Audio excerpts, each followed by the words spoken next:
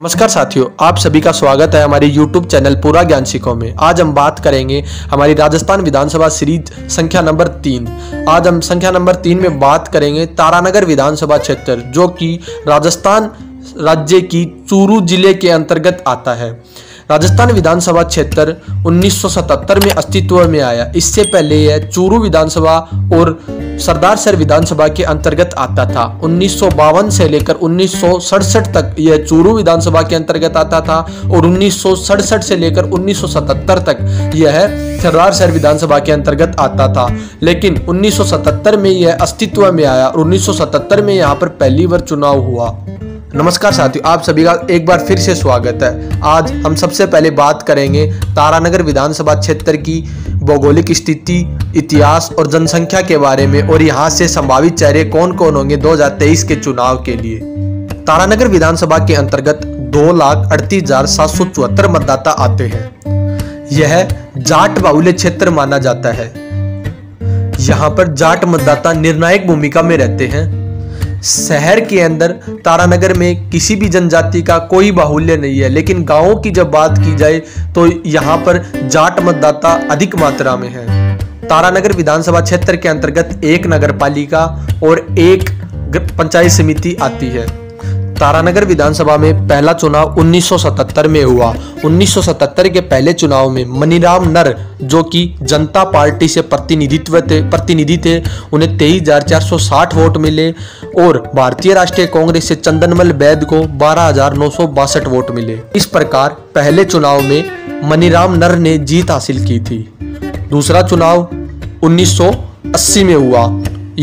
इस चुनाव के अंदर चंदनमल बैद, जो कि भारतीय राष्ट्रीय कांग्रेस से उम्मीदवार थे, उन्हें 24,766 वोट मिले और दूसरी ओर IND के उम्मीदवार राम सिंह, जो कि निर्दलीय उम्मीदवार भी थे, उन्हें 14,961 वोट मिले। इस प्रकार चंदनमल बैद ने यहाँ पे जीत हासिल की थी।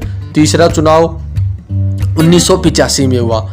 1985 के चुनाव में जय नारायण पूनिया, जो कि जनता पार्टी से उम्मीदवार थे, उन्हें 33,241 वोट मिले और भारतीय राष्ट्रीय कांग्रेस से लूणा राम को टिकट दिया गया और उन्हें 29,888 वोट मिले और तीसरे चुनाव में जय नारायण पूनिया ने जीत हासिल की थी। चौथा चुनाव 1990 में हुआ।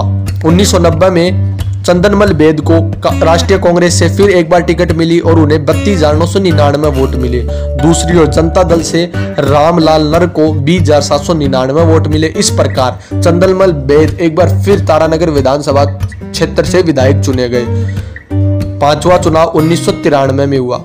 इस चुनाव में भी भारतीय राष्ट्रीय कांग्रेस से चंदनमल बैद को टिकट मिला और उन्हें 34,144 वोट मिले और दूसरी ओर जनता पार्टी से बदलकर बनी नई पार्टी बीजेपी से बहादुर सिंह गोदारा को टिकट मिला और उन्हें 24,769 वोट मिले। इस प्रकार चंदनमल बैद एक बार फिर तीसरी बार तारानगर विधानसभा क्षेत्र से विधायक चुने गए।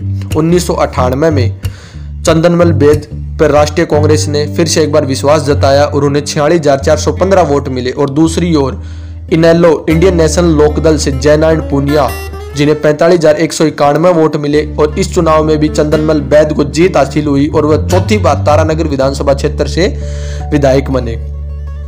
छठा चुनाव 2003 में हुआ। 2003 में डॉक्टर चंद्रशेखर बैद को भारतीय राष्ट्रीय कांग्रेस से टिकट मिला और उन्हें 42,708 वोट मिले और दूसरी ओर इंडियन नेशनल लोकदल से जय नारायण पूनिया को 40,549 वोट मिले और इस चुनाव में भी चंद्रशेखर बैद ने जीत हासिल की थी। सातवां चुनाव 2008 में हुआ। इस चुनाव में बीजेपी के कद्दावर नेता राजेंद्र राठौड़, जो कि वर्तमान में नेता प्रतिपक्ष भी है, उन्होंने तारानगर विधानसभा से चुनाव लड़ा और उन्हें 54,517 वोट मिले और कांग्रेस उम्मीदवार चंद्रशेखर बैद को 36,904 वोट मिले और इस चुनाव में राजेंद्र राठौड़ ने जीत हासिल की थी। 2013 का चुनाव बीजेपी से जय नारायण पूनिया ने लड़ा। उस समय उनकी आयु 80 वर्ष थी और उन्हें 65,654 वोट मिले और दूसरी ओर कांग्रेस उम्मीदवार डॉक्टर चंद्रशेखर बैद को 54,518 वोट मिले और इस प्रकार इस चुनाव में भी जय नारायण पूनिया ने जीत हासिल की। 2018 का चुनाव एक बार फिर सर पे था और इस चुनाव में भारतीय राष्ट्रीय कांग्रेस से डॉक्टर चंद्रशेखर वैद्य की जगह नरेंद्र बुडाणिया को टिकट मिली और नरेंद्र बुडाणिया को 56,968 वोट मिले। और दूसरी ओर भाजपा उम्मीदवार राकेश जांगड़ को 44,413 वोट मिले और इस चुनाव में नरेंद्र बुडाणिया ने जीत हासिल की थी। अब जैसे जैसे दोस्तों 2023 का विधानसभा चुनाव उफान ले रहे हैं, वैसे वैसे ही कार्यकर्ताओं के अंदर और प्रत्याशी कैंडिडेट के अंदर भी उत्साह देखने को ही बनता है। तारानगर विधानसभा क्षेत्र से संभावित चेहरे कांग्रेस के वर्तमान विधायक नरेंद्र बुडाणिया, जो कि एक अच्छी छवि रखते हैं और कांग्रेस के कद्दावर नेता भी है, उन्हें टिकट मिलने की संभावना है।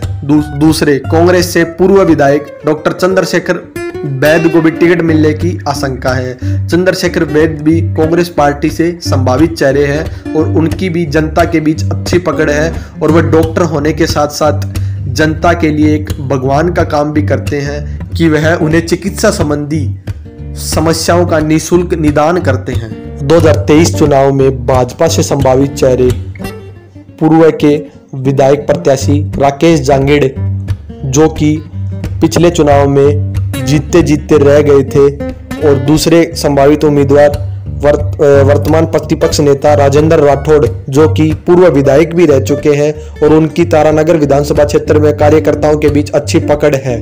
दोस्तों, अब आप हमें कमेंट करके बताइएगा कि आने वाले विधानसभा चुनाव में कौन सी पार्टी यहाँ से जीत हासिल करेगी और कौन सी पार्टी को यहाँ से मुंह की खानी पड़ेगी, या कांग्रेस पार्टी अपने आप को यहाँ पे दोबारा रिपीट कर पाएगी कि नहीं। आप अपना जवाब कमेंट के अंदर लिख सकते हैं और हमारे इस वीडियो को ज़्यादा से ज़्यादा शेयर करें, लाइक करें और हमारे चैनल को जाके सब्सक्राइब करें। धन्यवाद।